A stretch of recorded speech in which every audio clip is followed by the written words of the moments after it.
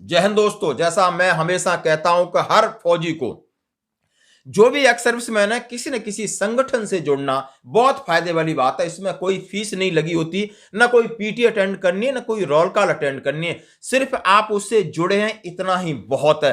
कभी एक आध मीटिंग अटेंड कर लो, इसका क्या असर होता है आज ये सुनिए। ये ग्वालियर के अंदर है, नायब सूबेदार विजय साहब है, जिनका प्लॉट किसी भू माफिया ने कब्जे में कर लिया था और इसको प्लाट दिलाने की जिम्मेदारी इंडियन वेटरन्स ऑर्गेनाइजेशन ने कदम उठाया ग्वालियर के अंदर।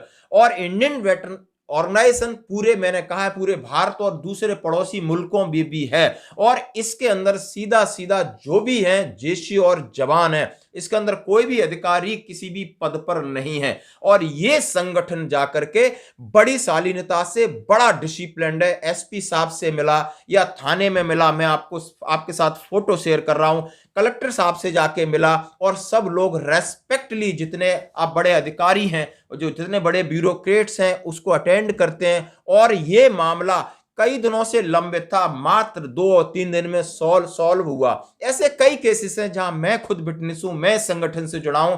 हमारे राष्ट्रीय अध्यक्ष जोगिंदर सिंह सेंगर साहब हैं, हमारे ग्वालियर के अंदर एक राम सिंह तोमर साहब हैं, और जो बहुत अच्छा काम करते हैं। कहीं भी दोस्तों ऐसा फौज के अंदर मैंने नहीं देखा जो फौज के बाहर देखा है कि अब ये विजय साहब, ये सर्विस में है, नायब सूबेदार साहब हैं, इन्होंने गुहार लगाई, लोग अपना कीमती समय निकालकर, काम छोड़कर, उस आप बिल्कुल प्रोटोकॉल के अंदर, अपनी यूनिफॉर्म के अंदर बड़ी सादगी से, शालीनता से, फौजी तरीके से अपनी बात रखते हैं, और उनको उससे बड़ा रिस्पांस मिलता है। यहाँ के बड़े अधिकारी हैं, चाहे एसपी साहब हैं, अमित सांघी साहब हैं, या यहाँ के कलेक्टर साहब हैं, अभी नए आए, कोई भी उनको डिनाई नहीं करता। कहीं भी जाते थाने में रेस्पेक्ट करते हैं। तो ऐसा नहीं है कि हमारी बात रखने का तरीका, यदि हमारा फौजी है, हम संगठित हैं और हम डिसिप्लिन हैं और एकजुट होकर किसी के सामने जाते हैं, तो हमारी बात सुनी जाती है और सॉल्व होती है। बिल्कुल व्हाट्सएप पे, एसपी साहब के पास एक दिन मैं ऑफिस में गया, उन्होंने बोला कि ये एफआईआर दर्ज करो, व्हाट्सएप पे मुझे 1 बजे भेज दो। मैं 10 बजे, हम लोग वहां बैठे थे, और 1 बजे जो उन्होंने एफआईआर की कॉपी हम लोगों को भेज दी।